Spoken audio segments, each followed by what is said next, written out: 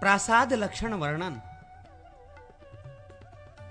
भगवान हयग्रीव कहते हैं, ब्रह्मन, अब मैं सर्वसाधारण प्रासाद देवालय का वर्णन करता हूं, सुनो। विद्वान पुरुष को चाहिए कि जहां मंदिर का निर्माण कराना हो वहां के चाकोर क्षेत्र के 16 भाग करे। उसमें मध्य के 4 भागों द्वारा आय सहित गर्भ मंदिर के भीतरी भाग की रिक्त भूमि निश्चित करे तथा शेष 12 भागों को दीवार उठाने के लिए नियत करे।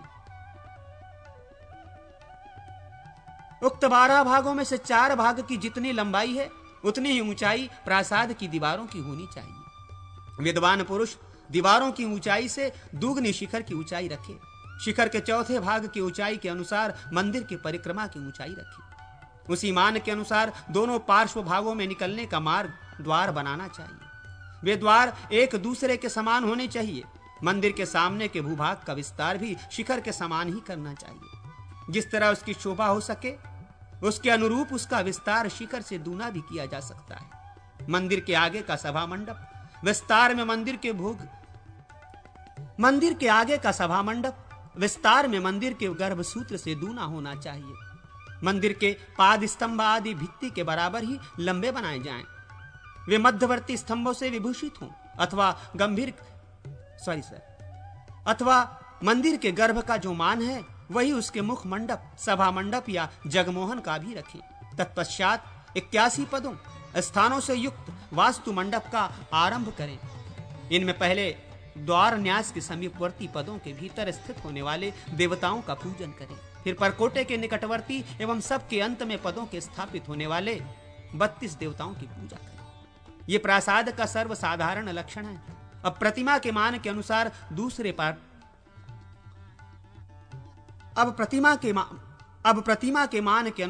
दूसरे प्रासाद का वर्णन सुनो। जितनी बड़ी प्रतिमा हो उतनी ही बड़ी सुंदर पिंडी बनावें। पिंडी के आधे मान से गर्भ का निर्माण करें और गर्भ के ही मान के अनुसार भित्तियां उठावें। भीतों की लंबाई के अनुसार ही उनकी ऊंचाई रखें। विद्वान पुरुष भीतर की ऊंचाई से दुगनी शिखर की ऊंचाई करावे। शिखर की अपेक्षा 1/4 ऊंचाई में मंदिर की परिक्रमा बनवावे तथा इसी ऊंचाई में मंदिर के आगे के मुख मंडप का भी निर्माण करावे। गर्भ के 8वें अंश के माप का रथकों के निकलने का मार्ग द्वार बनावे अथवा परिधि के 3य भाग के अनुसार वहां रथकों छोटे छोटे रथों की रचना करावे तथा उनके भी 3य भाग के माप का उन रथों के निकलने के मार्ग द्वार का निर्माण करावे। 3 रथकों पर सदा 3 वामों की स्थापना करें। शिखर के लिए 4 सूत्रों का निपातन करें। शुकनासा के ऊपर से सूत को तिरछा गिरावें। शिखर के आधे भाग में सिंह की प्रतिमा का निर्माण करावें। शुकनासा पर सूत को स्थिर करके उसे मध्य संधि तक ले जाएं। इसी प्रकार दूसरे पार्श्वों में भी सूत्रपात करें। शुकनासा के ऊपर वेदी हो और वेदी के ऊपर आलमसार नामक कंठ सहित कलश का निर्माण कराया जाए। उसे विकराल न बनाया जाए। जहां तक वेदी का मान है उससे ऊपर ही कलश की कल्पना होनी चाहिए।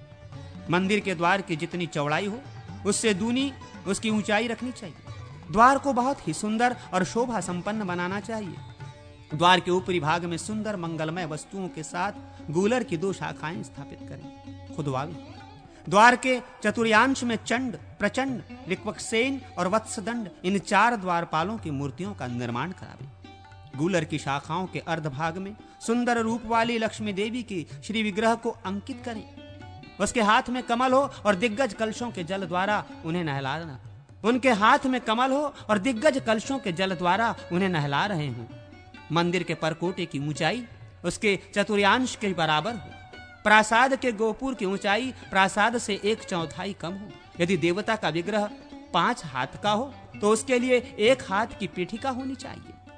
विष्णु मंदिर के सामने एक गरुड़ मंडप तथा भौमादि धाम का निर्माण करावें। भगवान के श्री विग्रह के सब ओर 8 दिशाओं के ऊपरी भाग में भगवत प्रतिमा से दुगनी बड़ी अवतारों की मूर्तियां बनवावें। पूर्व दिशा में वराह, दक्षिण में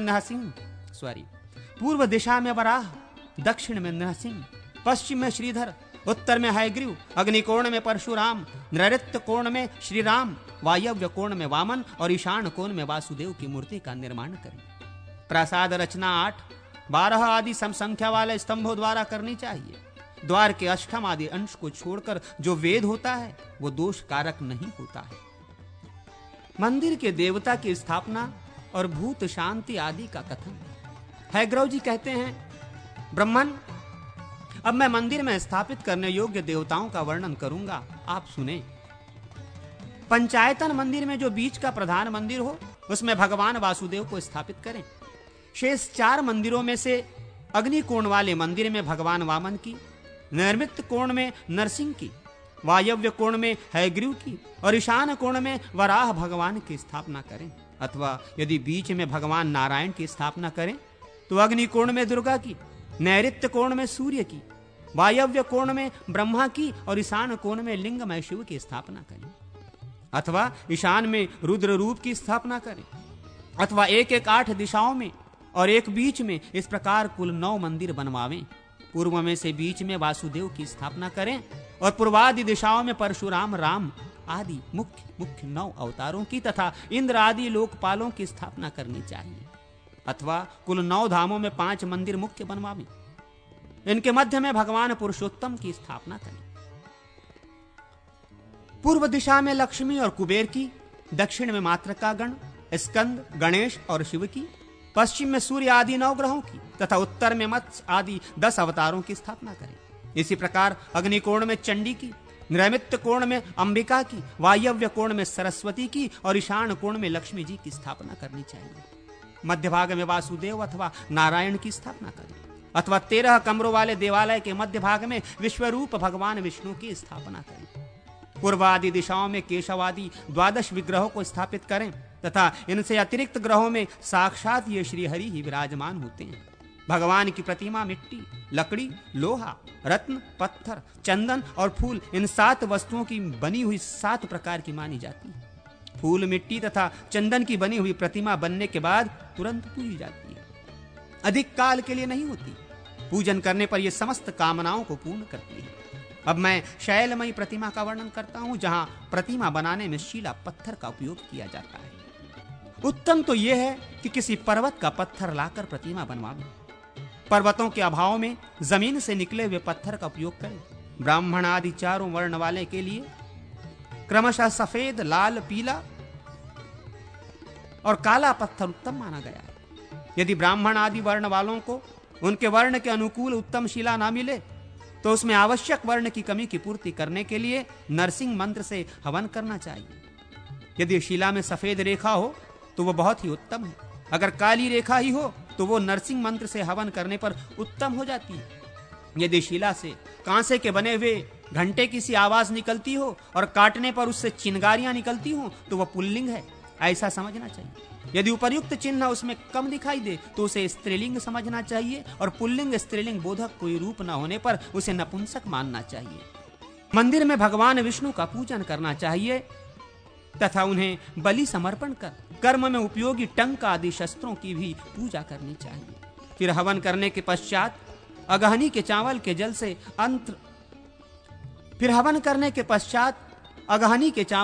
से अस्त्र मंत्र अस्त्राय फट्ट के उच्चारण पूर्वक उस शिला को सींचना चाहिए।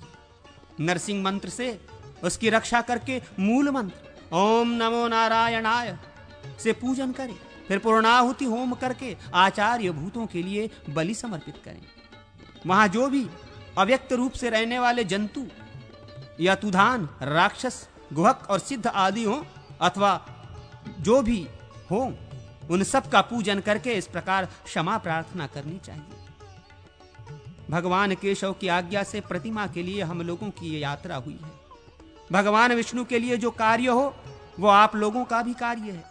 अतः हमारे दिए हुए इस बलिदान से आप लोग सर्वथा तृप्त हों और शीघ्र ही यह स्थान छोड़कर कुशल पूर्वक अन्यत्र चले जाएं। इस प्रकार सावधान करने पर वे जीव बड़े प्रसन्न होते हैं और सुखपूर्वक उस स्थान को छोड़कर अन्यत्र चले जाते हैं। इसके बाद कारीगरों के यज्ञ का चरु भक्षण करके रात में सोते समय स्वप्न मंत्र का जप करें, जो समस्त प्राणियों के निवास स्थान है, व्यापक हैं, सबको उत्पन्न करने वाले हैं, स्वयं विश्वरूप हैं और संपूर्ण विश्व जिनका स्वरूप है। उन स्वप्न के अधिपति भगवान श्री हरि को नमस्कार। देव देवेश्वर, मैं आपके निकट सो रहा हूं। मेरे मन में जिन कार्यों का संकल्प है उन सब के संबंध में मुझसे कुछ कहिए। ओम ओम हुम फट विष्णवे स्वाहा। इस प्रकार मंत्र जप करके सो जाने पर यदि अच्छा स्वप्न हो तो शुभ होता है, और यदि बुरा स्वप्न हुआ तो नरसिंह मंत्र से हवन करने पर शुभ होता है। सवेरे उठकर अस्त्र मंत्र से शिला पर अर्घ्य दें, फिर अस्त्र की भी पूजा करें। कुदाल, फावड़े, टंक और शस्त्र आदि के मुख पर मधु और घी लगाकर पूजन करना चाहिए। अपने आप का विष्णु रूप से चिंतन करें। कारीगर को विश्वकर्मा माने और शस्त्र के भी विष्णु रूप होने की ही भावना करें। फिर शस्त्र कारीगर को दें और उसका मुख, पृष्ठ आदि उसे दिखा दें। कारीगर अपने इंद्रियों को वश में रखे और हाथ में टंक लेकर उससे उस शिला को चाकोर बनवावे। फिर पिंडी बनाने के लिए उसे कुछ छोटी करें। उसके बाद शिला को वस्त्र में लपेटकर रथ पर रखें और शिल्पशाला में लाकर पुनः उस शिला का पूजन करें। इसके बाद कारीगर प्रतिमा बनवावे।